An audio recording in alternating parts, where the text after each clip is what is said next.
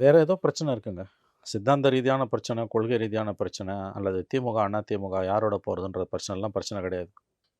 பாமகக்குள்ள இன்றைக்கி நடந்துகிட்டு இருக்கிறது சில தனி மனித ஆசாபாசங்கள், ப்ரைவேட் இஷ்யூஸ்.